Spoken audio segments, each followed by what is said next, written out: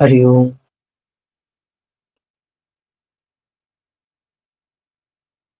Screen पर दिखाई दे रहा है।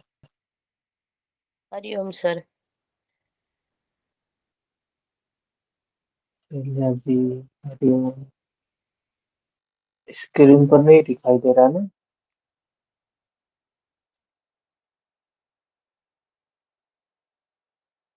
हम्म,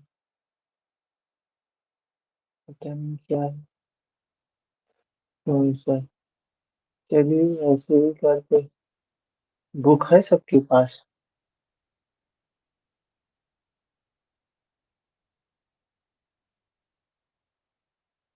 सुधा जी, भगवत गीता की पुस्तक पीडीएफ है आपके पास। जी सर है। लैपटॉप से लॉगिन हुई है। हाँ नहीं सर, लैपटॉप से नहीं हुई हूँ मैं, लैपटॉप से होती हूँ लॉगिन। हम्म,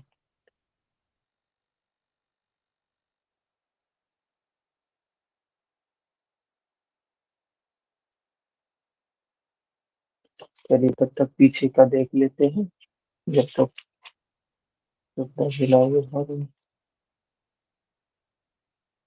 मेरे नेटवर्क में कुछ इशू लग रहा है। लैपटॉप में डिस्कनेक्ट डिस्कनेक्ट हो जा रहा है बार बार। तो हम सभी 13वें अध्याय पर चर्चा कर रहे थे। 13वां अध्याय जिसमें भगवान श्री कृष्ण बताते हैं कि ये शरीर ही क्षेत्र है, ये शरीर ही साधन है। इदम शरीरम कौन्तेय, ये युद्ध भूमि का है। ये शरीर ही हमारी युद्ध भूमि है। इसमें दो प्रकार की शक्तियां हैं जो इस युद्ध में भाग ले रही हैं। एक धर्म क्षेत्र, एक कुरुक्षेत्र। जब हमारे हृदय क्षेत्र में, मन में दैवी संपद, दैवी गुणों का बाहुल्य होता है तो यही शरीर धर्म क्षेत्र हो जाता है। जब हमारे शरीर में आसुरी संपद, दुर्गुणों का बाहुल्य होता है, यही वृत्ति क्लिष्ट होती है तो यही कुरुक्षेत्र हो जाता है। तो भगवान श्री कृष्ण कहते हैं, अर्जुन तू सब क्षेत्रों में क्षेत्रज्ञ मुझे ही जान। दीपाली जी, हरिओम। ये जो क्षेत्र हैं इनमें तू मुझे ही जान। मैं भी क्षेत्रज्ञ हूँ, मैं भी जानने वाला हूँ। मतलब मैं भी जानने वाला हूँ। जानना, जानने का काम किससे होता है? चेतना से होता है, कॉन्शियस से होता है। तो कह रहे हैं वो जानने वाला, वो क्षेत्रज्ञ मैं ही हूँ। जो इस क्षेत्र को जानता है वो क्षेत्रज्ञ है। ऐसा उसे साक्षात जानने वाले महापुरुष कहते हैं। जिन जिन लोगों ने देखा वो लोग ये बात कहते हैं। 3 नंबर में बताया, तत् क्षेत्रम, वह क्षेत्र जैसा है, जिन विकारों वाला है, जिस कारण से हुआ है, वह क्षेत्रज्ञ भी जो है, जिस प्रभाव वाला है, वह सब मुझसे संक्षेप में सुन। भगवान श्री कृष्ण क्षेत्र और क्षेत्रज्ञ का वर्णन कर रहे। क्या है क्षेत्र? फिर आगे 4 नंबर श्लोक में बताया, यह क्षेत्र और क्षेत्रज्ञ का तत्व ऋषियों द्वारा बहुत प्रकार से गायन किया गया। क्षेत्र मतलब ये शरीर, शरीर के भीतर मन, मन के भीतर दो वृत्तियां, दैवी और आसुरी संपद, जिनके बीच में सहसा संघर्ष चल रहा है। क्षेत्र और क्षेत्रज्ञ, इनके बारे में और इस संघर्ष में, दोनों चेतनाओं में, जो वो जो चेतना, दोनों शक्तियों में जो चेतना है उसके बारे में तमाम ऋषियों के द्वारा, महापुरुषों के द्वारा बताया गया। ब्रह्म सूत्र में भी ऐसे वाक्य बताए गए। श्री कृष्ण कह रहे हैं सभी ने ये बातें कही हैं, हम ही कह रहे हैं ऐसी बात नहीं है, सभी ने ये बातें कही हैं। फिर 5 नंबर श्लोक बताते हैं वो क्षेत्र क्या है। महाभूत, अहंकार, ज्ञान इंद्रियां, कर्म इंद्रियां, ये सब क्या है, उस क्षेत्र के भाग है। वो सब, ये सब क्या है, वो क्षेत्र है।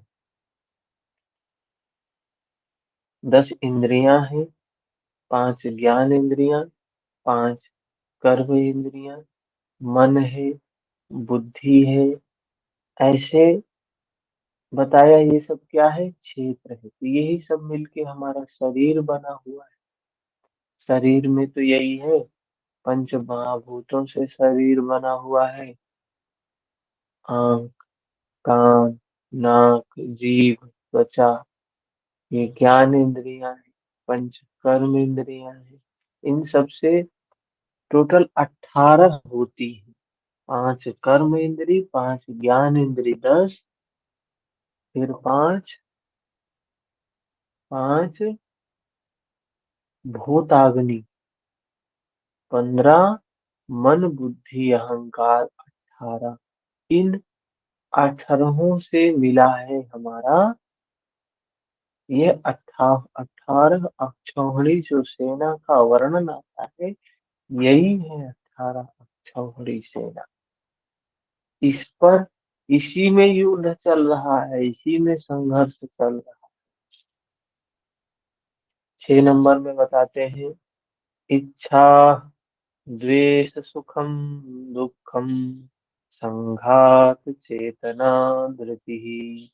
इच्छा, द्वेष, सुख, दुख सबका, इच्छा, द्वेष, सुख, दुख सबका समूह, स्थूल देह का यह पिंड।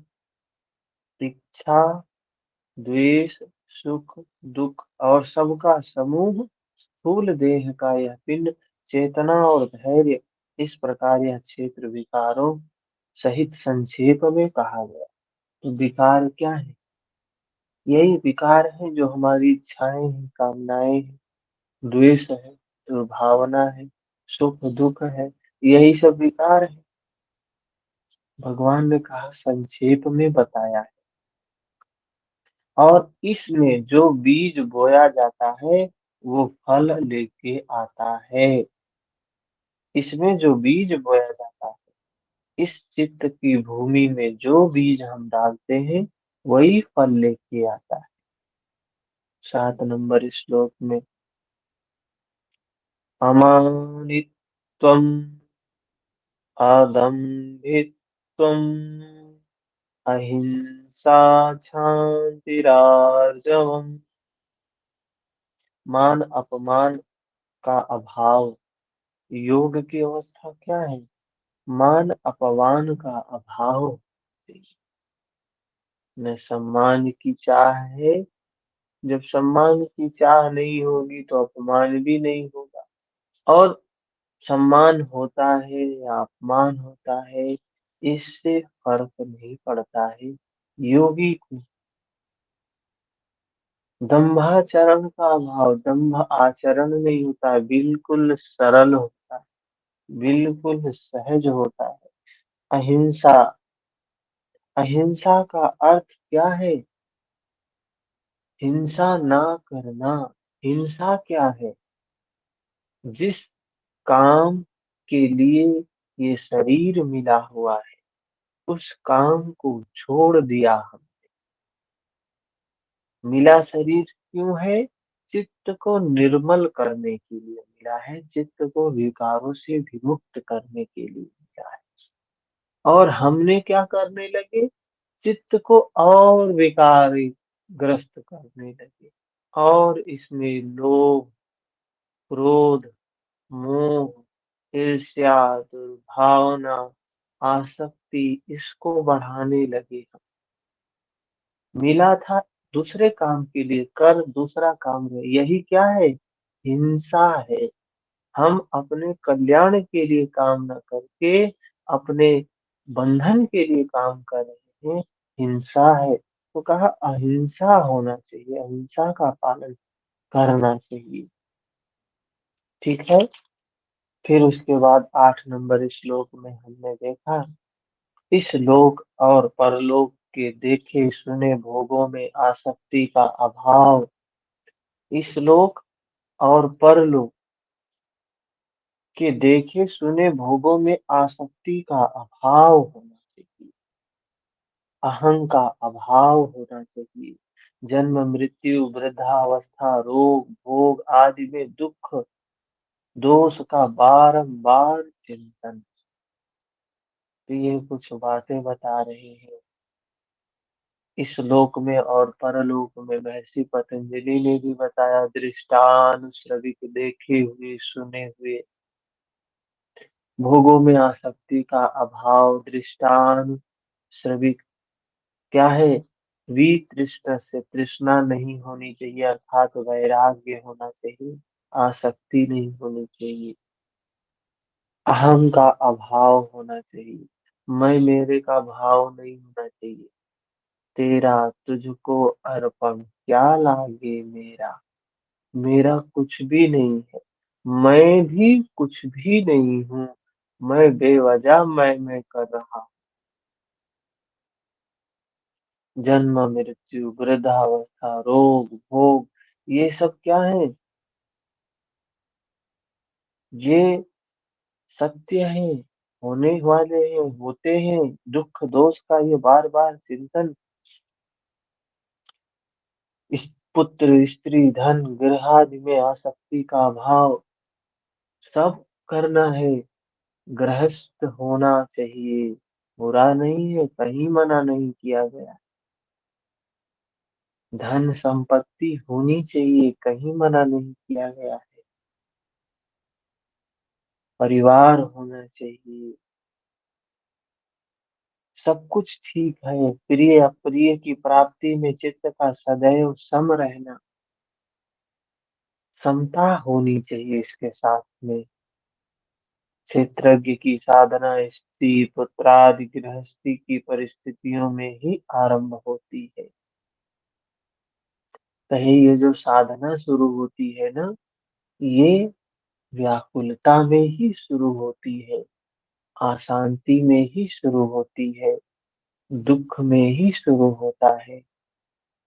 इन्हीं परिस्थितियों से, जैसे कीचड़ से ही कमल खिलता है, वैसे ही मुक्ति का मार्ग इन्हीं से जाता है।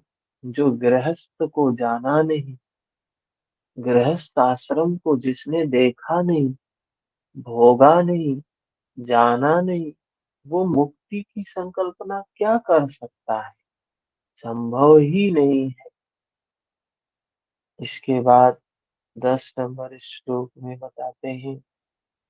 अच्छा, यहाँ तक हमने देखा था ना? ठीक।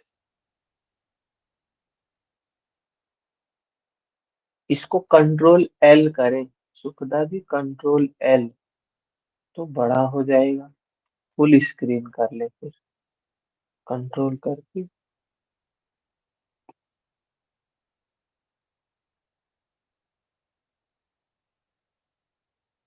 10 नंबर श्लोक, मयि चानन्य योगेन भक्तिरव्याभिचारिणी विविक्तदेशसेवित्वम् आरतिर्जन संसदि। मुझ में, श्री कृष्ण एक योगी थे, ऐसे किसी महापुरुष में, मुझ में अनन्य योग से, अर्थात योग के अतिरिक्त अन्य कुछ भी ना स्मरण करते। क्या कह रहे हैं? अनन्य योग से, ये योग की अवस्था क्या है? चित्त की निर्मलता की अवस्था है। कह रहे हैं अनन्य योग से,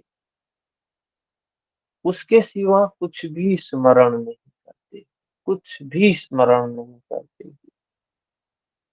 आ व्यभिचारिणी भक्ति, इष्ट के अतिरिक्त किसी का चिंतन ना, ना, उस परमात्मा के प्रति, उस ब्रह्म के प्रति, उसके सिवा किसी भी प्रकार का चिंतन ना होना मन में, किसी भी प्रकार का मनन ना होना, सिर्फ वही, अर्थात वो धर्म की अवस्था, चित्त की निर्मलता की ही अवस्था।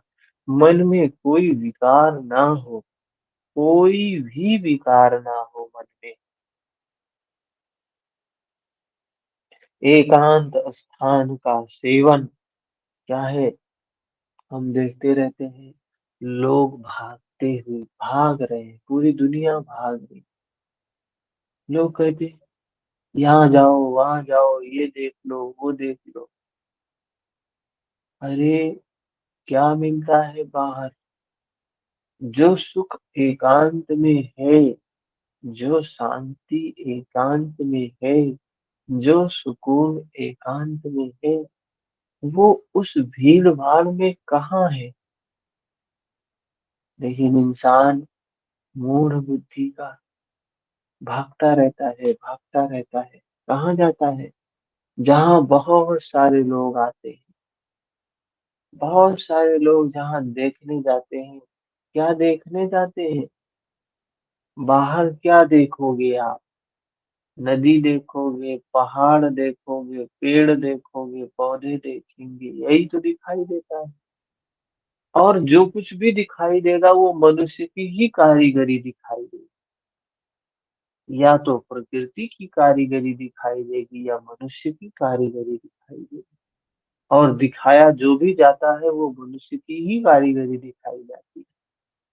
बाहर जाएंगे, कोई भवन बना है, कोई ये जगह बनी है, वो जगह बनी, और आदमी कहता है बड़ा आनंद आया, बड़ा आनंद आया।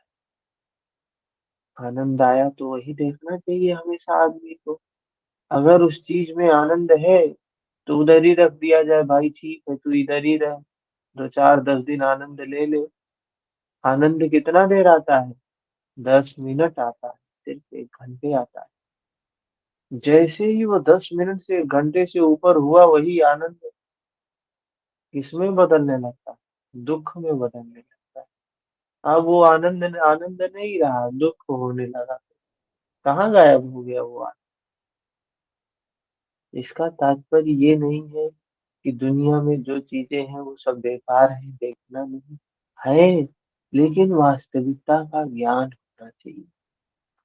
ठीक है, अच्छी बात है, बाहर जो चीजें हैं ठीक है, लेकिन होश होना चाहिए, ज्ञान होना चाहिए कि ये सब सिर्फ बाहर ही बाहर है। इससे वो शाश्वत शांति नहीं प्राप्त की जा सकती है, शाश्वत आनंद नहीं प्राप्त किया जा सकता है। बाहर की चीजों को हम नकार नहीं सकते हैं। बाहर की चीजें भी भौतिक जगत के लिए सच्चाई है, लेकिन हम परम सत्य को भी जानते रहे साथ साथ में। ये योग है, तो उसके प्रति आसक्ति नहीं होगी, उसके प्रति बहुत वो नहीं होगा। तो एकांत स्थान का सेवन, मनुष्यों के समूह में रहने की आसक्ति का ना होना। देखिए वही बात आगे बोले कि मनुष्यों के समूह में लोग, मैं देखता हूँ बाहर लोग घूमने जाते, बाहर घूमने जाते क्या देखने गए? कुछ नहीं देखने, कोई देखने गया है, बस पूरा ध्यान तो मोबाइल में होता है, और कैसे फोटो निकाल ले, कैसे फोटो खींच ले। अगर किसी से पूछो कि वहां से क्या लेके आए थे, क्या देखा आपने, क्या दर्शन किया आपने, तो दर्शन के नाम पे आपको फोटो दिखा देते हैं, यही देखा है, यही देखिए कितना अच्छा अच्छा फोटो आया है। क्या जीवन है? फोटो का संचय कर रहे हैं। ये आसक्ति को ही बढ़ाता है, व्याकुलता को ही बढ़ाता है, व्याकुलता को ही बढ़ाता है। फोटो किस चीज का संचय कर रहे हैं? इस शरीर का, इस शरीर के साथ में बाह्य तत्वों का। शरीर भी नश्वर और वो बाह्य तत्व भी नश्वर, दोनों नष्ट होने वाले। जब नष्ट होगा तो दुखी होगा व्यक्ति, वही फोटो देख के दुखी होने लगे, वही फोटो देखकर फिर व्याकुलता होगी, वही फोटो देखकर फिर अशांति होगी। फिर 11 नंबर श्लोक में कहते हैं भगवान, अध्यात्म ज्ञान नित्यत्वम् तत्त्वज्ञानार्थ दर्शनम् एतद् ज्ञानमिति प्रोक्तम् अज्ञानम् एततो अन्यथा। आत्मा के आधिपत्य वाले ज्ञान में, आत्मा के आधिपत्य वाले ज्ञान में एक रस स्थिति और तत्व ज्ञान के अर्थ स्वरूप परमात्मा का साक्षात्कार, यह सब तो ज्ञान है, और इससे जो विपरीत है वह सब अज्ञान है। अभी देखें यहाँ ज्ञान बता रहे क्या है। आत्मा के आधिपत्य वाले ज्ञान में एक रस स्थिति, अर्थात ये मैं क्या नहीं हूँ। हमें करना क्या है अध्यात्म में? सत्य के मार्ग पे आगे चलना है। जो सच्चाई प्रकट हो, सच्चाई का दर्शन करते हुए आगे चलना है, आगे चलना है। तो देखते हैं कि देखते देखते आगे बढ़ते बढ़ते तो दिखाई देता है कि ये जो शरीर, कहते हैं शरीर नश्वर है, और सत्य क्या है? इसी शरीर के प्रति राग हो गया है, इसी शरीर के प्रति आसक्ति हो गई। इसी शरीर को कोई व्यक्ति भला बुरा बोल दे, भला बोल दे तो खुश, बुरा बोल दे तो दुखी, द्वेष करने लगते हैं। और कोई अच्छा बोल दे, कोई थोड़ा सा सम्मान, थोड़ा सा आपकी प्रशंसा कर दे, झूठी प्रशंसा कर दे, अरे आप तो बहुत अच्छे हैं, अरे आप तो बहुत सुंदर हैं, अरे आपका ये ऐसा है, वो ऐसा है। कितना प्रसन्न हो जाता है, झूठी प्रशंसा ही हो रही हो, प्रसन्न हो जाता है। और उस व्यक्ति की भी तारीफ, अरे तूने मेरा किया है तो मैं तेरा भी करता हूँ, आप भी बहुत अच्छे हैं, ये है वो है। सच्चाई क्या है? सत्य नहीं देख रहे, उस सत्य को नहीं जान रहे हैं। सत्य क्या है? जो भीतर से ही प्रकट होता है। सत्य यही है कि हर क्षण ये शरीर बदल रहा, जैसे गंगा की धारा एक भी बूंद स्थिर नहीं होती है, हर बूंद हर क्षण बदलती रहती है, बदलती रहती है। ऐसे ही है हमारा शरीर, प्रति क्षण बदल रहा है, बदल रहा है, बदल रहा है। उस सच्चाई को हम नहीं देख पा रहे। शरीर में जो परिवर्तन हो रहा, कह रहे हैं उसका अनुभूति होना चाहिए। आत्मा के आधिपत्य वाले ज्ञान में एक रस स्थिति होनी चाहिए, और तत्व ज्ञान के अर्थ स्वरूप परमात्मा का साक्षात्कार होना चाहिए। जब उस परिवर्तन को देखेंगे तो उसमें यही दिखाई देता है कि सब कुछ बदल रहा है, कोई चीज स्थिर नहीं है। अगर स्थिर है तो सिर्फ वो बदलने का स्वभाव स्थिर है। धारा जैसे बह रही होती है, एक एक बूंद को देखे तो हर बूंद हर समय बस परिवर्तित हो रही है, चल रही है, बह रही, और उस बहाव में बहाव ही स्थिर है, बाकी कोई बूंद स्थिर नहीं है। वैसे ये हमारा शरीर नश्वर है, मृत्यु की ओर हर क्षण भागा जा रहा है, हर क्षण भागा जा रहा है। तो जो योगी प्रत्यक्ष इसका दर्शन करता है, उसे पता चलता है कि हम कैसे अज्ञान में थे। इस मृत्यु धर्मी शरीर जो प्रतिक्षण मर रहा है, प्रतिक्षण मर रहा है, इसके प्रति आसक्ति, इसके प्रति राग, इसके प्रति मोह, इसके प्रति मैं मेरे का भाव बना के बैठे हुए। जब वो जैसे जैसे उस सच्चाई का दर्शन होता जाता है, वैसे वैसे ही ये विकार समाप्त होने लगते हैं, और इन्हीं विकारों को समाप्त करना है। यह सब तो ज्ञान है। और इससे जो विपरीत है, क्या कह रहे भगवान, कि जो सच्चाई प्रत्यक्ष अनुभूति से हो रही है वही ज्ञान है। उसके सिवा आप भारत की किसी कोने में चले जाओ, उसके सिवा आप किसी मंदिर में चले जाओ, किसी मस्जिद में चले जाओ, किसी ग्रंथ को पढ़ लो, वो ज्ञान नहीं है। वही कबीर भी बोल रहे हैं, पोथी पढ़ पढ़ जगमुआ, पंडित भया न कोई। ढाई आखर प्रेम का। वो प्रेम क्या है? वो ज्ञान है अनुभूति वाला, जिसको पढ़ने से, जिसको जानने से, अनुभूति करने से, दर्शन करने से क्या होगा? मैत्री जागेगी, करुणा जागेगी, मुदिता जागेगी, प्रेम की भावना जागेगी। धीरे धीरे वो फैलते फैलते संपूर्ण जगत के प्रति फैल जाएगी। वो अवस्था ब्रह्म की होती है। कहते हैं ना, ब्रह्मा जी के चार मुख हैं। तो वो चार मुख क्या है? ब्रह्मा जी के चार मुख ब्रह्म विहार बोला जाता है। क्या है वो? मैत्री का मुख है, करुणा का मुख है, मुदिता का मुख है, उपेक्षा का मुख है। और इसके अलावा जो कुछ भी हम बाहर की दौड़ में दौड़ रहे हैं, बाहर दुनिया में जो कुछ भी हम देख रहे हैं, वो सब झूठा है, मानव निर्मित है। और देख कर थक जाते हैं, थक जाते हैं। देखते हैं तो कहते हैं बहुत अच्छा लगा, बहुत आनंद आया, बहुत मजा आया।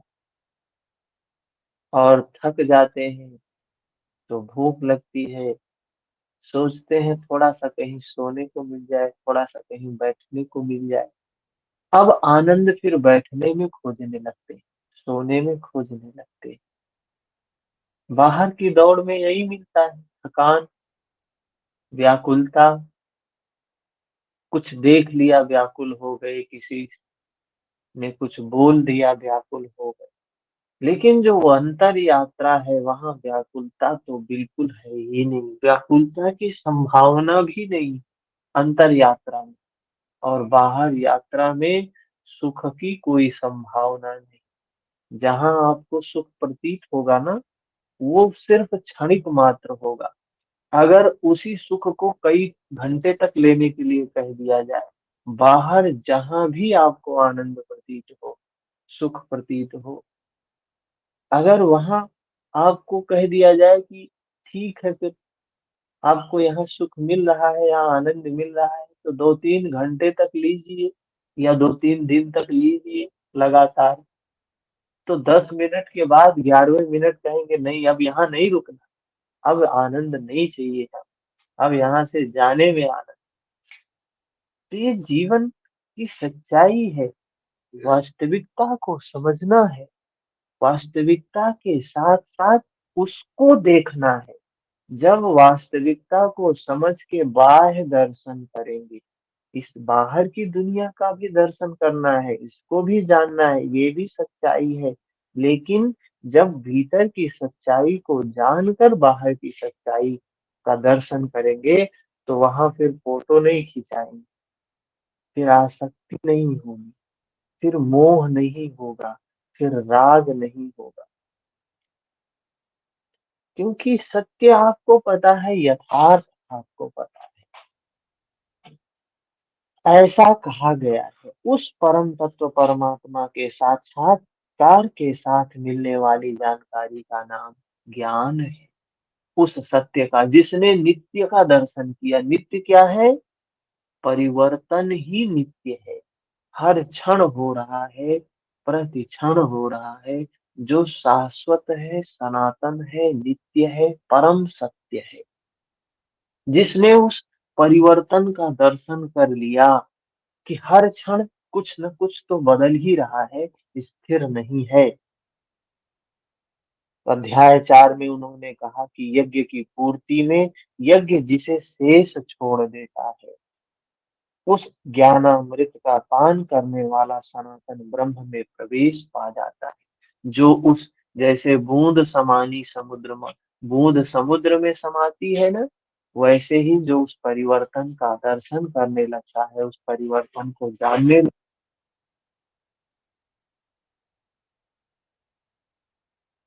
जानते जानते वो अवस्था आती है। आवाज ठीक है ना? जानते जानते वो अवस्था आती है कि वो उसी में लीन हो जाता है, उसी में मिल जाता है, जिसे अपना स्वरूप शून्य हो जाता है। इसी को कहा समाधि है। स्वरूप शून्य समाधि। अपना स्वरूप स्वयं को भूल गया।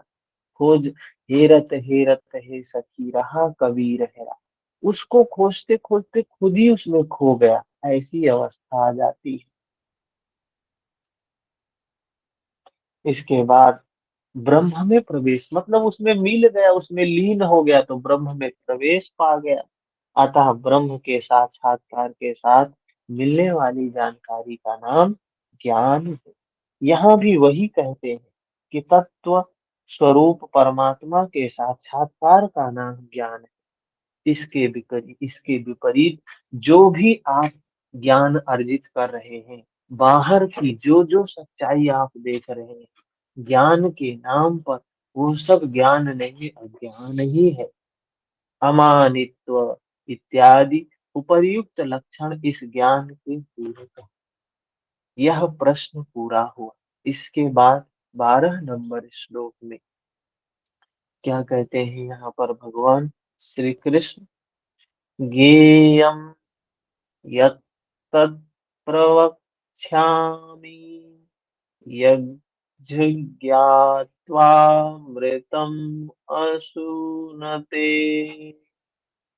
अनादिम् अत्परं ब्रह्म न सत्रासदुच्यते।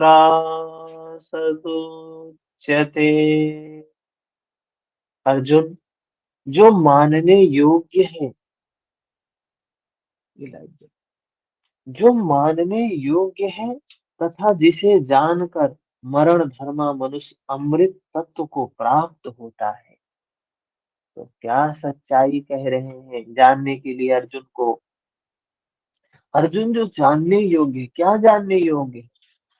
जानने योग्य यही है कि ये संपूर्ण जगत नश्वर है, मृत्यु धर्मी है।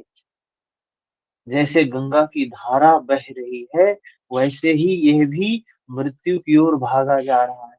हमें दिखाई देता है कि जन्म हुआ है इतना तारीख को, मृत्यु हुई इतनी तारीख को। हम मनाते हैं जन्मदिन, कि कहते हैं ये जन्म हुआ, आज जन्म हुआ, और जीवन चल रहा है। अरे आज जन्म नहीं हुआ, छोटा सा बच्चा जन्म लेता है, नवजात शिशु। 6 महीने बाद देखो कैसी कैसा, अगर जब जन्म हुआ है उसकी फोटो 6 महीने पहले वाले, 6 महीने बाद वाले बच्चे से मिलाई जाए, तो वो छोट नवजात शिशु कहाँ चला गया? वो परिवर्तन ही हो रहा है, और पुराना गया, नया आया। वो नवजात शिशु प्रतिक्षण प्रतिक्षण उसमें मृत्यु धर्म चल रहा है, चल रहा है, चल रहा है।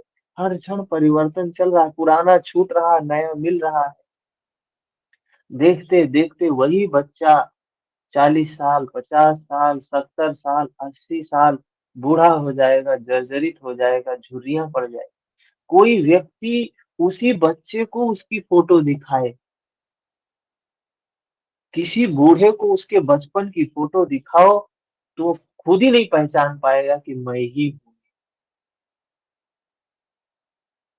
तो वो बच्चा कहाँ चला गया? वो बच्चा कहाँ चला गया? ये मृत्यु धर्म स्वभाव, मृत्यु के धर्म में सब चल रहे हैं, बह रहे हैं, लेकिन हमें होश नहीं, तो हम नहीं जानते हैं। हम नहीं जानते हैं, हमको पता नहीं होता है, तो हम तो सिर्फ जन्मदिन मनाने में बिजी होते हैं। सच्चाई को नहीं जानते हैं कि ये हर क्षण ये मृत्यु, शरीर की हर क्षण मृत्यु हो रही है, हर क्षण मृत्यु हो रही है, हर क्षण मृत्यु हो रही है। भगवान करे जानने योग्य तो सिर्फ यही है, इसके सिवा कुछ जानना नहीं है। जिसे जानकर मरण धर्मा मनुष्य अमृत तत्व को प्राप्त, जो इसको अनुभव कर लिया। अभी तो सभी यही कहते हैं, अरे हम जानते हैं कि हम मर रहे हैं, हम मृत्यु धर्म, सब कुछ नश्वर है, सब कुछ नश्वर, ये मृत्यु धर्म है। मरना सच्चाई है, जन्म होना सत्य है तो मृत्यु होना भी सत्य है। जन्म हुआ है तो मरेंगे। हर आदमी कहता है मरेंगे नहीं, मर रहे हैं, हर क्षण मर रहे हैं, इसी इसी को जानना है।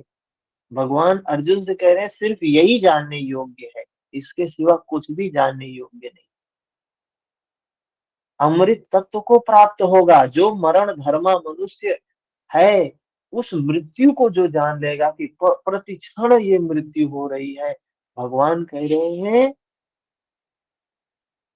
वही अमृत को प्राप्त कर पाएगा। जो मृत्यु को जानेगा उसके पार अमृत खड़ा हुआ है, वो जहाँ पे मृत्यु नहीं है। इसी मृत्यु को कबीर ने कहा है, जहाँ मरने से जग डरे। लेखा जी कह रही थी कि वो सुना दीजिए क्या है उसमें। जहाँ मरने से जग डरे सो मेरो आनंद, कब मरी हो कब पाई हो पूर्ण परमानंद। कबीर दास जी ये बात बोल रहे हैं कि इसी जिस मृत्यु से लोग डरते हैं,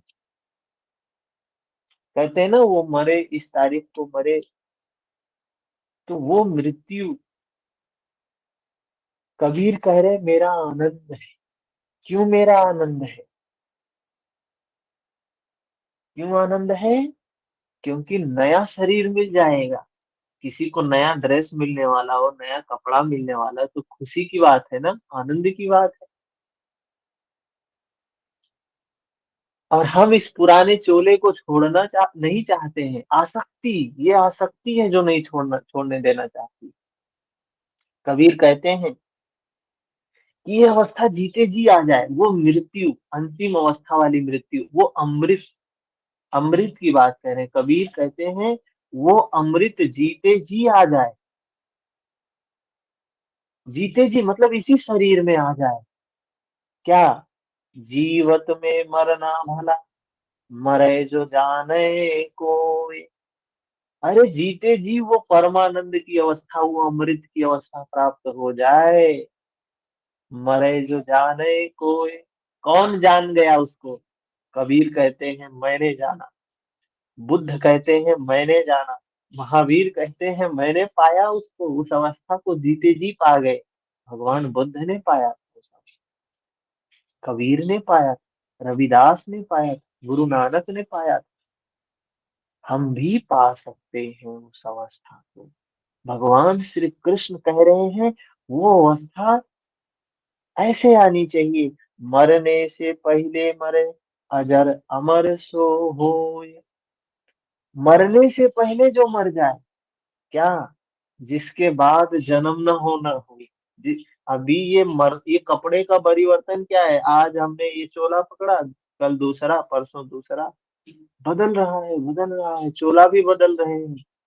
तो कौन सा बड़ा काम कर लिया? चोला बदल रहे हो, सारे लोग बदल रहे हैं, लेकिन ऐसा परिवर्तन हो जिसके बाद जन्म न लेना पड़े। मरने से पहले मरे अजर अमर सो होय। जहाँ मरने से जग डरे, जहाँ मरने से जग डरे, सो मेरो आनंद। कबीर कह रहे हैं जिसके मरने से लोग मरना नहीं चाहते हैं, कबीर कह रहे हैं मेरा आनंद है वो तो मेरा नया, पुराना चोला छूटेगा, नया मिलेगा। कब मरी हो कब पाई हो पूरन परमानंद। ये मृत्यु धर्म को जो जान जाएगा वो अमृत को प्राप्त कर लेगा। कबीर कह रहे हैं कब मरेंगे, मतलब वो शाश्वत मृत्यु कब आएगी, जब शाश्वत अमृत प्राप्त हो जाएगा। उस अमृत की बात भगवान कृष्ण कह रहे हैं यहाँ पे। मन मरा माया मरी हंसावे परवाह, जाका कछु न चाहिए। कबीर कह रहे हैं मन मरा माया मरी, सब मरेगा। इस मार्ग में चलते हुए, इस सत्य के मार्ग में, इस परम सत्य के मार्ग में चलते हुए क्या क्या मरेगा? ये मन मरेगा, ये मन पहले मरेगा, माया मरेगी, जो माया हमको घेरे हुए ये भी समाप्त हो जाएगी। क्या है? हंसा बेपरवाह, फिर वो आनंद की अवस्था आएगी जिसके बाद थकान नहीं होगा, जिसके बाद निद्रा नहीं होगी, पूर्ण जागरूकता की अवस्था होगी। भगवान बुद्ध ने कहा मैं जाग गया, जागा कछु न चाहिए, जिसकी सारी कामनाएं समाप्त हो जाएंगी, सारी इच्छाएं समाप्त हो जाएंगी। न किसी पद की जरूरत, न किसी यश की जरूरत, न धन की जरूरत, किसी चीज की जरूरत नहीं रह जाएगी। जाका कछु न चाहिए सोई शाहंशाह, वही शहंशाह है, वही राजा है जिसे कुछ भी नहीं चाहिए। और हम इस जगत में कुछ भी बन जाए, प्रधानमंत्री ही क्यों ना बन जाए, 5 साल बाद तो फिर से उसी घाट पे आना है। हम्म। कुछ भी मिल जाए इस भौतिक जगत में, बड़ी से बड़ी चीज कुछ क्यों ना मिल जाए, लेकिन दौड़ के वापस वहीं आना है, वहीं आना है। तो वही बात भगवान श्री कृष्ण कह रहे हैं कि वह आदि रहित पर ब्रह्म न सत कहा जाता है, न असत कहा जाता है, क्योंकि जब तक वह अलग है तब तक वह सत है। और जब मनुष्य उसमें समाहित हो गया तो कौन किससे कहे। कबीर यही बोलते हैं ना, गुरु नानक वही बोलते हैं कि उसको जानने के बाद मौन हो जाता है व्यक्ति उसके बारे में। अब बूंद सागर का वर्णन क्या करेगी, खुद ही सोचो कि एक बूंद समुद्र में समाई, तो अब वो समुद्र के बारे में क्या कह सकती है, कुछ कह सकती है क्या? तो जब कुछ नहीं कहा जा सकता है तो मौन हो जाता है योगी। जब मनुष्य उसमें समाहित हो गया तो कौन किससे कहे, एक ही रह जाता है, दूसरे का भान ही नहीं रह जाता है। अब कबीर यही बोल रहे हैं, हेरत हे सखी रहा कबीर हेराय, बूंद समानी समुद्र में असकत हेरी जाए। अरे वही बात बोल रहे हैं, बस कबीर बोल रहे हैं, वहां कृष्ण बोल रहे हैं। एक होने के बाद ये लय की अवस्था कह रहे हैं, समाधि की अवस्था बोल रहे हैं, ये योग की अवस्था कह रहे हैं। जब चित्त हमारा बिल्कुल नितांत निर्मल हो जाता है तो वो ब्रह्म के साथ ऐक्य की अवस्था आ जाती है, दूसरे का भान रह ही नहीं जाता। ये संपूर्ण जगत, संपूर्ण ब्रह्मांड एक हो जाता है, सब में वो मैं दिखाई देने लगता है। ऐसी स्थिति से वह ब्रह्म न सत है न असत है, बल्कि जो स्वयं सहज है वही है। सहजावस्था, इसी को हमारे हठ योग में सहजावस्था बोला गया, तुरियावस्था बोला गया है। तो ये योग की अवस्थाएं हैं, शुद्ध योग की बात कर रहे हैं भगवान कृष्ण। 13 नंबर श्लोक। सर्वतः पाणिपादं तत्सर्वतो अक्षिशिरोमुखम् सर्वतः श्रुतिम् अलोकियम्। सर्वमावृत्य तिष्ठति। वह ब्रह्म सब ओर से हाथ पैर वाला। जब वो मन की निर्मलता की अवस्था आती है ना, तो वो ब्रह्म की ही सत्ता संपूर्ण वो सारे जगत में उसी का जगत दिखाई देता है। कहा है ना, एक राम दशरथ का बेटा, एक राम घट घट में वासी, जिसका जगत पसारा, ये पूरा संपूर्ण जगत उसी का दिखाई देने लगता है। सब ओर से नेत्र, सिर और मुख वाला, सब ओर से स्रोत वाला, सुनने वाला, क्योंकि वह संसार में सबको व्याप्त करके स्थित है। वो राम, वो शिव, वो ब्रह्म घट घट में वासी है, कण कण में वासी है। वो अवस्था आती है तो हमें दिखाई देने लगता है। ठीक है। सर्वे इंद्रिय गुणाभासम, सर्वे इंद्रिय विवर्जितम्, असक्तम सर्वभृक् चैव, निर्गुणं गुणभोक्तृ च। वह संपूर्ण इंद्रियों के विषयों को जानने वाला है। जो उस अवस्था को पहुंच गया, वो संपूर्ण रूप से सत्य को जानने वाला होता है, विषयों को जानने वाला होता है। फिर भी सब इंद्रियों से रहित होता है। जानने के बाद उसमें आसक्ति नहीं होती है। जानता है लेकिन आसक्ति से रहित होता है, अटैचमेंट से रहित होता है। वह आसक्ति रहित, गुणों से अतीत होने पर भी सबको धारण और पोषण करने वाला, सभी गुणों को भोगने वाला, अर्थात एक एक करके सभी गुणों को अपने में लय कर लेता है, जैसा श्री कृष्ण कह आए। क्या स्थिति है ये? वह आसक्ति रहित हो गया है, आसक्ति रहित स्थिति है। अब लगाव नहीं है, अटैचमेंट नहीं है, मैं मेरे का भाव नहीं है, गुणों से अतीत चला गया। क्या बताया है? गोस्वामी तुलसीदास जी बोलते हैं, पूजहि विप्र सकल गुणहीना। ऐसे ब्राह्मण पूजनीय हैं जो सकल गुणों से पार चले गए। भगवान श्री कृष्ण कह रहे हैं, ऐसा योगी आसक्ति रहित हो जाता है, जो गुणों से अतीत हो गया, गुणों से पार चला गया। अब प्रकृति का माया जाल उस पर काम नहीं करता है। गुणों से अतीत होने पर भी सबको धारण और पोषण करने वाला, सभी गुणों को भोगने वाला है, अर्थात एक एक करके सभी गुणों को अपने में लीन कर लेता है, मिला लेता है।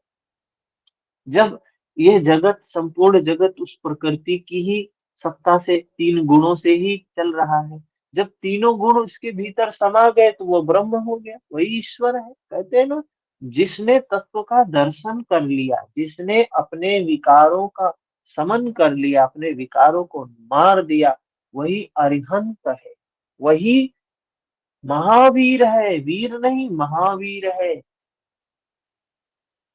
एक एक करके सभी गुणों को अपने में लीन कर लेता है। यज्ञ, भगवान कृष्ण ने कहा है कि यज्ञ और तपों को भोगने वाला मैं हूँ। अंत में संपूर्ण गुण मुझ में विलीन हो जाते हैं, तो हर मनुष्य उस अवस्था को प्राप्त कर सकता है। हर मनुष्य उस भगवान की अवस्था को प्राप्त कर सकता है। बस काम करना होगा। काम करते करते करते करते वो अवस्था आएगी, जब मन बिल्कुल नितांत निर्मल हो जाएगा, तो सारे गुण उसमें समा जाएंगे।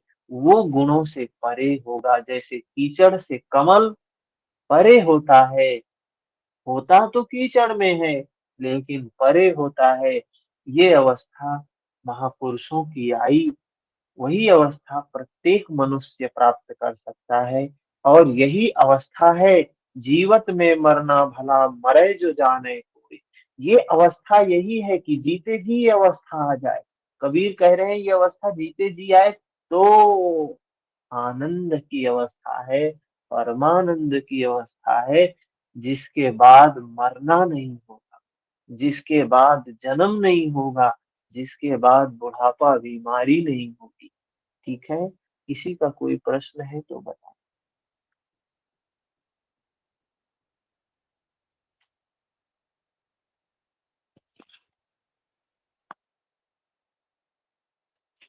अभी हठ योग की क्लास होगी, शिव संहिता, भगवान शिव हरिओम माता सर। पार्वती के बीच में संवाद है। जी सुरेश जी बताइए।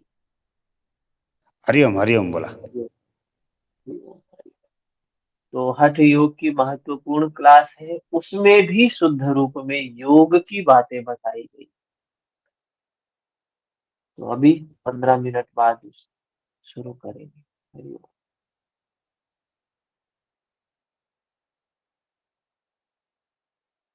हरिओम सर। हरिओम। हरिओम। हरिओम सर। हरिओम।